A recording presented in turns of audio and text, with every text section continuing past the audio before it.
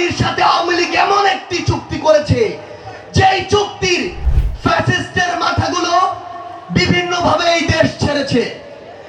ফ্যাসিস্টের মাথাগুলোকে এক মন্ত্রণালয় থেকে আরেক মন্ত্রণালয়ে সরানো হচ্ছে, কিন্তু ওই প্রথম স্তরটি ব্যতীত ফ্যাসিস্টের যে দোসররা ছিল, যারা গ্রেড 3-4 থেকে শুরু করে গ্রেড 20 পর্যন্ত এখন ওই ফ্যাসিস্টের দালাল হিসেবে তাদের উদ্দেশ্যকে সার্ভ করে যাচ্ছে, সেই উদ্দেশ্যকে আমরা আমাদের জায়গা থেকে কখনো সার্ভ করতে দিতে পারি না।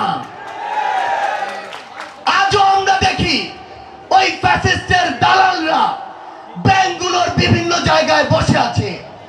আওয়ামী লীগের ওই সময়ে ফ্যাসিস্টের দালালরা এক একটি ব্যাংকের চেয়ারম্যান হয়ে ওই ব্যাংকগুলোকে লুট করেছে। আমরা দেখি বাংলাদেশ সেনাবাহিনীর বিভিন্ন লেফটেন্যান্ট জেনারেল, ওই যে মুজিবুর রহমানের মতো জেনারেলরা ওই রয়ের সাথে আঘাত করে এই দেশের মানুষকে জিম্মি করেছে, গুম করেছে।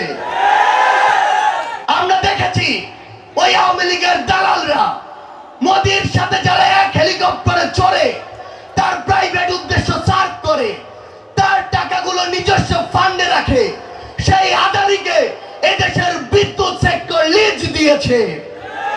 আমরা আজকে পেপারে দেখি আদানির সাথে আওয়ামী লীগ এমন একটি চুক্তি করেছে, যেই চুক্তির কোনো এক্সিট ক্লজ রাখা হয়নি। এই দেশটা কি কারো বাপের? এই দেশটা কি কারো বাপের? তাহলে এই দেশে বসে আদানির সাথে ওই আওয়ামী লীগ কোন সাহসে এমন চুক্তি করে, যেই চুক্তির কোন এক্সিট ক্লজ রাখা হয়নি? আমরা দেখতে পাই এই চুক্তি বাতিল করার জন্য আপনাকে $12 বিলিয়ন শুধু ক্যাপাসিটি চার্জ দিতে হবে। আমরা দেখেছি এই $1 বিলিয়ন চুরির যে মেগা চুরির প্রজেক্ট, সেটি পুরো বাংলাদেশে হয়েছে।